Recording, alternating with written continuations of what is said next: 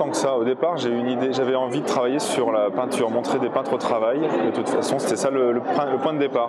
Après, la Renaissance, l'idée de travailler sur la peinture de la Renaissance particulièrement, c'est dû à un goût personnel pour la peinture de cette époque, particulièrement du début de du Quattrocento, du début de la Renaissance, où je trouve que les peintres me touchent particulièrement. Je trouve qu'il y a une fraîcheur dans leur peinture, une créativité incroyable et en même temps plein de choses très différentes. Voilà. Et donc j'avais envie de parler de cette période-là en peinture.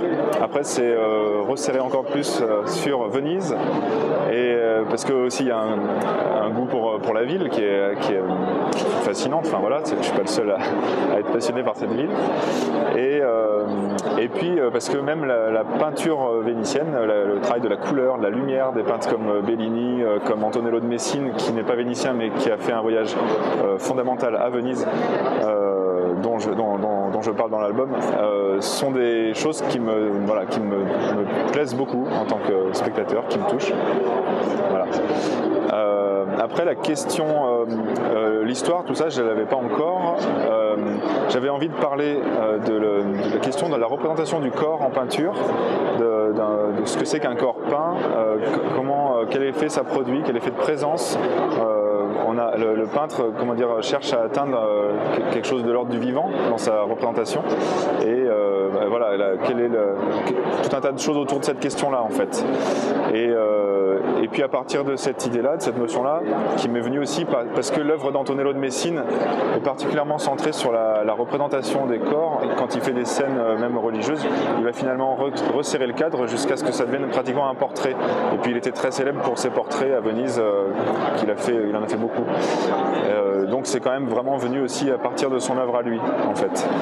Et puis voilà, à un moment donné, je me suis plongé dans leur biographie, dans la biographie d'Antonello, de Giovanni Bellini qui est son contemporain, et dans celle de la génération d'après de Giorgione. Et j'ai vu des correspondances, des choses, en tout cas il y a beaucoup de zones d'ombre parce qu'on ne connaît pas tout dans leur biographie. On ne sait pas tellement pourquoi Antonello a quitté précipitamment Venise 2 ans après y être arrivé, alors qu'il était en plein succès. Il est mort encore 1 an après. On ne sait pas exactement la naissance de Giorgione, qui étaient ses parents, etc.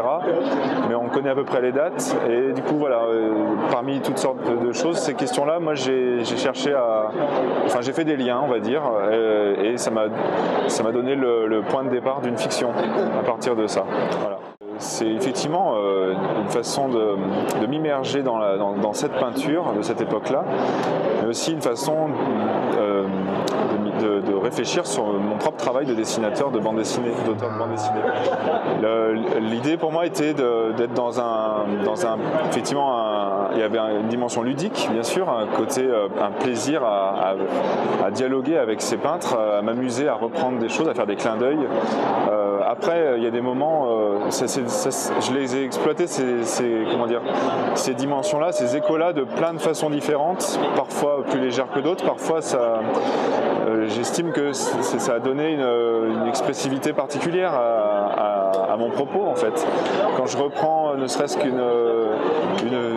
un tableau de Mantegna qui représente une Vierge à l'enfant et que j'en fais une case de la naissance d'un personnage, j'ai pas choisi n'importe quel tableau, c'est aussi parce que cette façon-là de représenter la Vierge à l'enfant par Mantegna me semblait particulièrement tendre et avait en fait une dimension qui va au-delà de l'aspect religieux de la chose.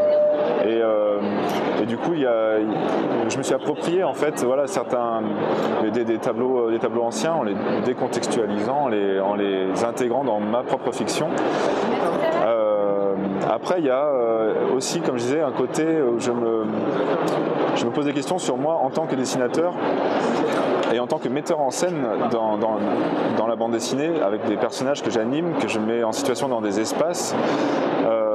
Et ça, j'ai beaucoup puisé aussi dans cet héritage-là, où en fait il y a beaucoup de peinture de peinture narrative à la Renaissance.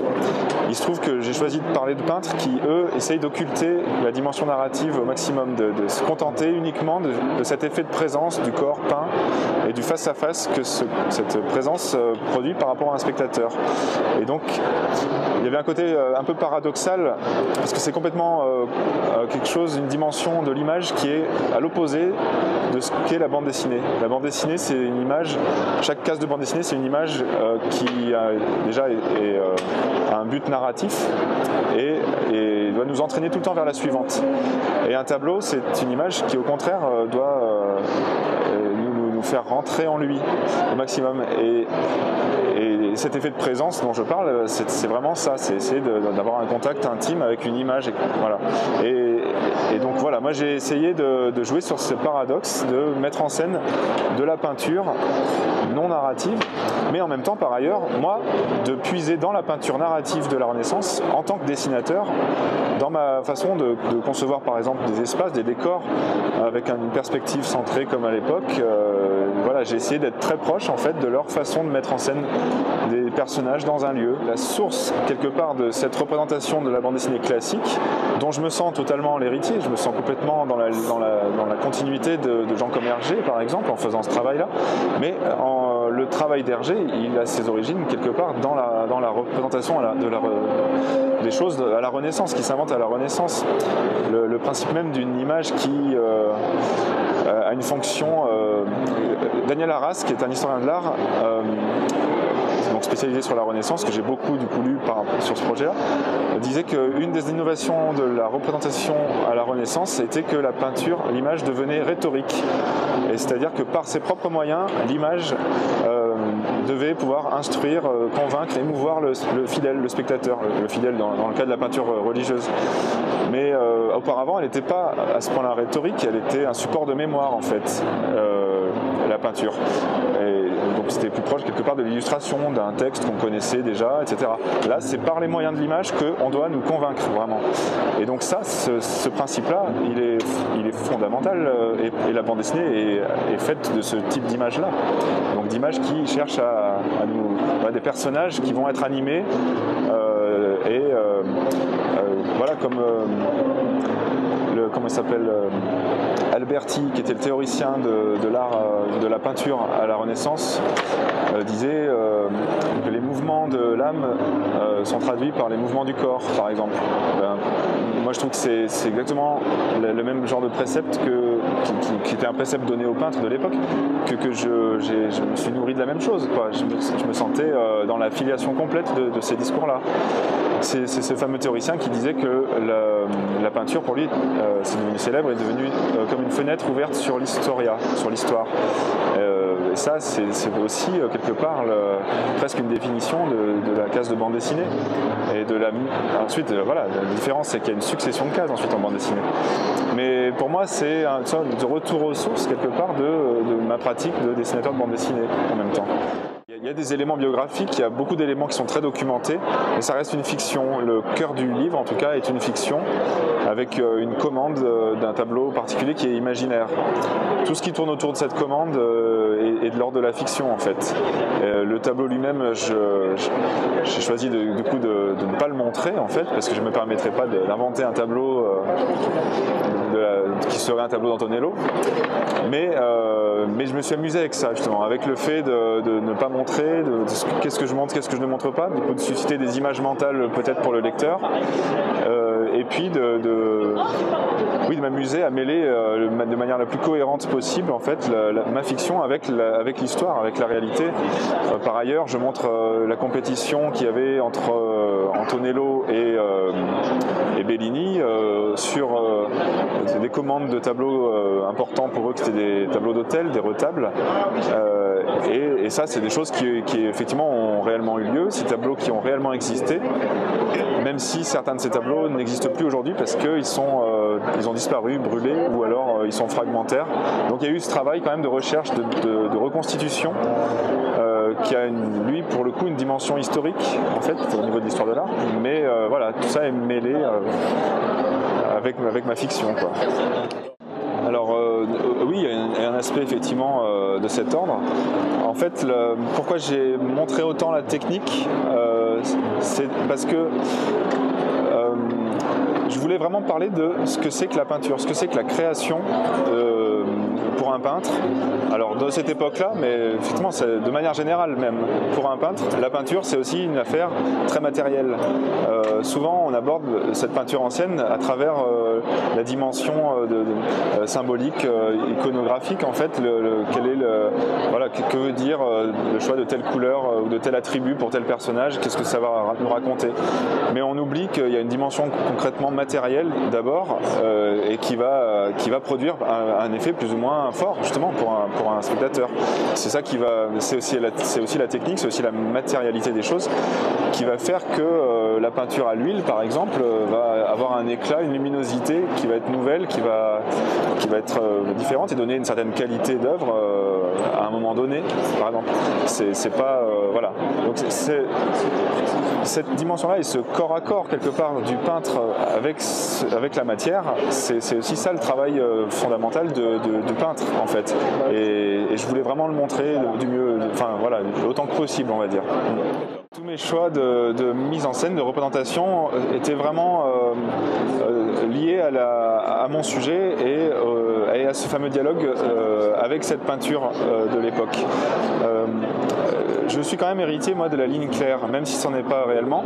Mon travail quand même de départ, même pour cette bande dessinée, est un travail de la ligne et par-dessus je rajoute des effets de matière, des effets de lumière, des jeux d'ombre et de lumière, qui fait effectivement ça sort de la ligne claire, mais quand même à l'origine c'est quand même un travail de ligne claire pour moi. Le choix de mise en scène, par exemple de perspective toujours frontale, le choix même du gaufrier à la limite, c'est une exigence de simplicité qui est liée à cette forme classique, mais qui était celle de la Renaissance. J'ai créé des décors en fait qui sont des décors uniques pour chaque lieu que je mets en scène, comme un décor de théâtre avec 3 murs qu'on voit de face, et je suis toujours du même point de vue. Je ne change jamais d'angle de caméra, d'angle de vue en fait. Après je me permets d'avoir des cases plus ou moins grandes quand même parfois pour avoir des vues plus larges ou des vues plus resserrées, mais toujours du même point de vue. Parfois je me permets d'avancer aussi, de zoomer, de regarder les choses de plus près finalement, mais toujours du même point de vue. Donc ça c'était un de mes principes de mise en scène, de manière aussi à créer un rythme particulier. Le gaufrier c'est aussi un rythme, un tempo comme ça qui est régulier, puis par moments ça s'ouvre, par moments ça se dilate, mais effectivement l'idée d'être régulier comme ça dans le rythme c'était important comme choix de mise en scène tout simplement.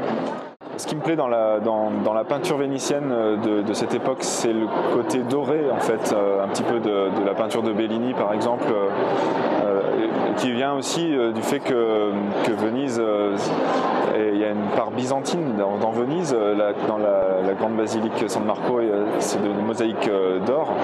Donc bien sûr cette lumière chaleureuse, j'ai essayé de la traduire, c'est pour ça que j'ai utilisé du brou de noix, du lavis au brou de noix pour avoir ce côté doré en fait un petit peu. Et puis par ailleurs il y a des séquences effectivement qui sont plus ternes, dans des couleurs un peu plus bleutées, etc. Et là c'est vraiment un choix lié un choix expressif en fait, lié à une période sombre, liée à la peste qui ravage Venise, et toute la gamme colorée dans ces séquences-là est vraiment limitée en fait. Voilà. Les couleurs, elles deviennent plus éclatantes à d'autres moments effectivement. Il n'y a aucun jaune à aucun moment dans les planches de la période autour de la peste. Sûrement Antonello, c'est mon personnage principal et je me suis vraiment projeté pas mal dans Antonello je pense.